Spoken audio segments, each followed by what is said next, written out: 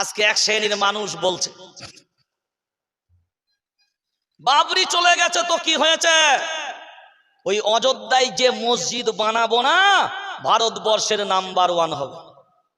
এখন বলেন, কেউ যদি বলে তোর বাপ মরে গেছে, কান্না করিস না, তোর মাকে তোর বাপের থেকে আরো একটা ভালো বাপ দেব, কারা কারা রাজি আছে?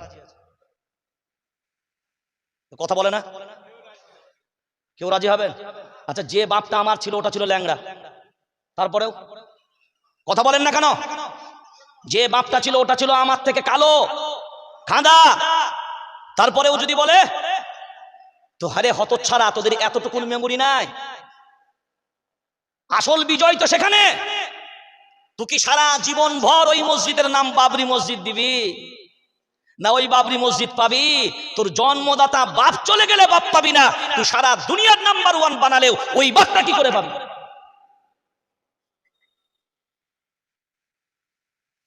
এখন বলেন ওই 5 একর জায়গা নিল কারা?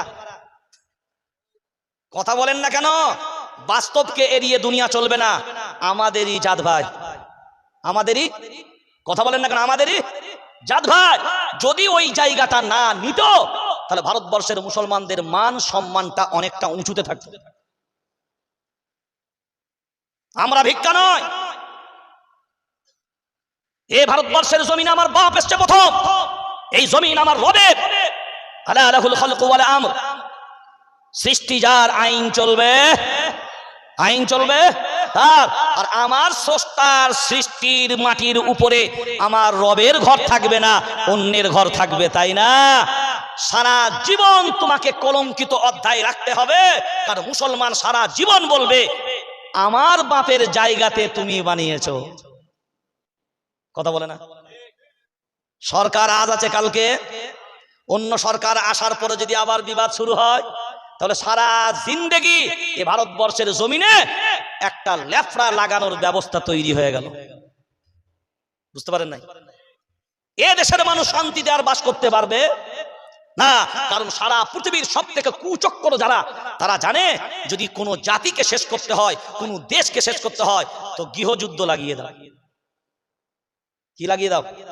হ্যাঁ, এই বর্তমান সময়ে এগুলোকে অনুভব করবেন, কারণ গৃহযুদ্ধ না লাগালে জব্দ করা যাবে যাবে না। ওই জন্য বড় বড় ডাকাতি যখন হয় না, তখন আশেপাশের লোকের যদি হাত না থাকে বড় ডাকাতি করা সম্ভব হবে। কারণ খবরাখবর সবকিছু প্ল্যান সবকিছু দেবে কে? ঘরের ভিতরে লোক হতে হবে। আমি খুব ব্যথা নিয়ে কথাটা বলছি। আপনারা দেখবেন সোশ্যাল মিডিয়ায়, ইন্টারনেটের যুগে বহু টিভি মিডিয়া পর্যন্ত দিয়েছে। আজ এক শ্রেণীর মানুষ বুক ফুলিয়ে মিডিয়ার সামনে বলছে এ ভারতবর্ষে কেউই মুসলমান নয় আমরা ছাড়া। কি বললাম? কথা বলেন। কেউই মুসলমান নয়, শুধুমাত্র মুসলমান কারা? শুধু বলছে মুসলমান আমরা। যিনি বলছেন তিনি একটা মাজারের উপরে দাঁড়িয়ে আছেন। কার উপরে? আরে আপনি মাজার মানেন আর করে আলাদা জায়গা, কিন্তু আপনি যদি ওখান থেকে দাঁড়িয়ে বলেন যে আমরাই হলাম মুসলমান আর বাকিরা কেউ, কথা বলেন, মুসলমান না। চিন্তা করেন বাইরের লোকেদের কাছে খবরটা কি যাচ্ছে? তা শত্রু কোথায়? শত্রু কোথায়? ঘরে। এখন এই জায়গাটা এবার ভাবনা চিন্তা করে বলেন, এ মুসলমান লড়বেন কার বিরুদ্ধে? লড়াইটা কার? এখন হকের পক্ষ নিয়ে লড়বেন যাদের বিরুদ্ধে। এখন ঘরের লড়াই ঘরেই থাকবে, বাইরে বের করার আগে ঘরে লড়াই শুরু হবে। কারণ কালিমার দাওয়াত তুমি বাইরে তো পরে দিবে আল্লাহর গোলাম, তোমার ঘরের ভিতরে দেখো আগে কালিমা ওয়ালা তোমার ঘরের ভিতরে আছে কিনা। লূত আলাইহিস সালাম নবী, বিবি হলো নাম্বার 1 দুশমন।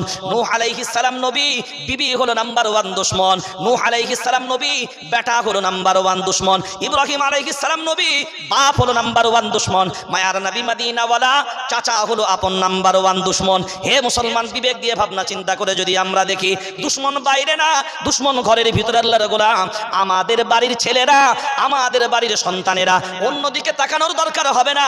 আমরা নিজেরাই যদি আমাদের বাড়ির দিকে তাকাই, আমার ছেলের আদর্শ ইহুদির মতন, আমার ছেলের আদর্শ খ্রিস্টানের মতন, আমার বাড়ির আদর্শ খ্রিস্টান ইহুদির মতন, অন্য সংস্কৃতির আদর্শ তার ভিতরে আল্লাহর গোলাপ। হে মুসলমান, তুমি নিজেকে দাবি করো আমি একজন ঈমানওয়ালা, আমি একজন কালিমাওয়ালা, আমি একজন নবী মান্যওয়ালা। খুব ভালো করে বিনয়ের সাথে জানা দরকার, মায়ার নবী মদিনাওয়ালার মুহাব্বত শুধু থাকলেই হবে না, নবীর মানার সিফাত আগে তোমার ভিতরে থাকা লাগবে। এখন নবীকে মান্যওয়ালা যারা হবে, না হকের উপরে তারা কোনোদিন উইকেটে টিকে থাকতে পারে? যদি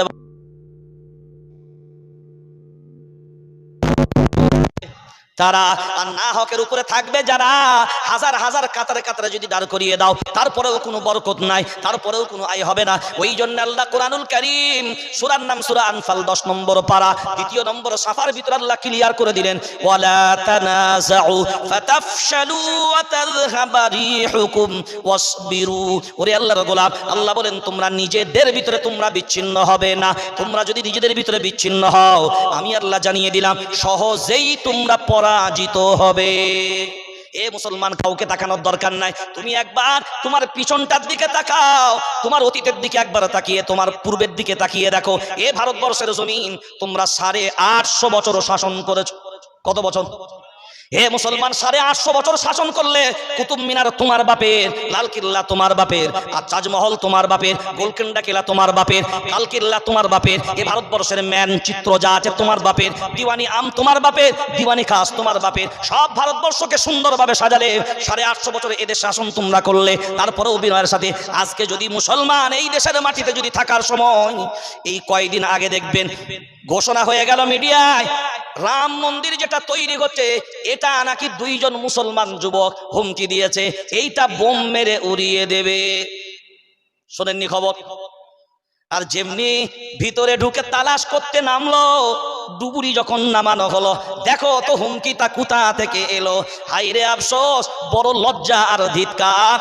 তালাশ করে দেখা গেল 2 জন যুবক, মুসলমান না 2 জন যুবককে একজন নিকৃষ্ট নেতা মুসলমান সাজিয়ে হুমকিটা দেওয়া করিয়েছিল।